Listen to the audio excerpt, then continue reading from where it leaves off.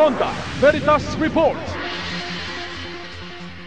Okay, meron din tayong report mula sa ating Ronda Veritas na si Nolan Ariola.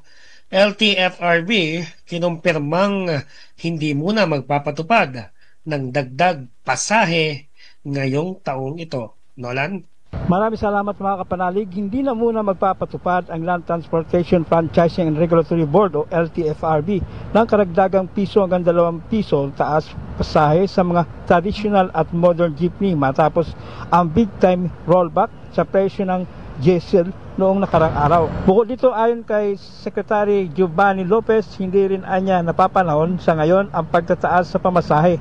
Ayon kay LTFRB Chairperson Vigor Mendoza, hindi bababa sa 5 rehiyon, kabilang ang 3 pinakamataong rehiyon ang riing tumututol sa panukalang dagdag pasahe. Kabilang dito ang Central Luzon, Calabar Zone, Bicol Region, Central Visayas at Metro Manila, mga lugar na matinding naapektuhan ng mga kalamidad.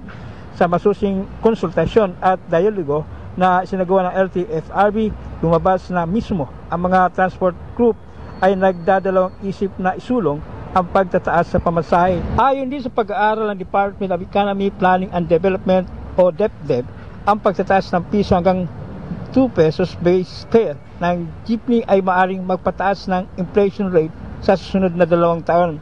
Ayon kay Secretary Lopez, hindi lamang ang mga commuter at ang kanilang pamilya ang apektado, kundi pati na rin ang mga pamilya ng mga tsuper at operator sakaling maaprobahan ang fare hike dahil maapektuhan ito ang presyo ng basic goods na karaniwang din ginagamit ng mga mamamayan. Lubos na naunawaan ng Department of Transportation o DOTR at LTFRB ang mga hinaing ng transport groups at ilang mga suggestion na kanilang labag sa nagawang consultation meetings.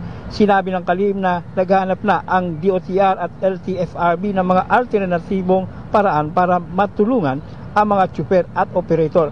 Mga kapanalig, isa sa dalangin at hangarin ng Simbahang Katolika ay ang bigyan ng balansing pagtugon ng mga kinaukulan ang mga hinaing ninuman. Para sa Veritas 846, ang radyo ng Simbahan, ako inyong kapanalig, Nolan Ariola, sumainyo ang katotohanan. Ronda Veritas Report. Kapanalig at komunidad.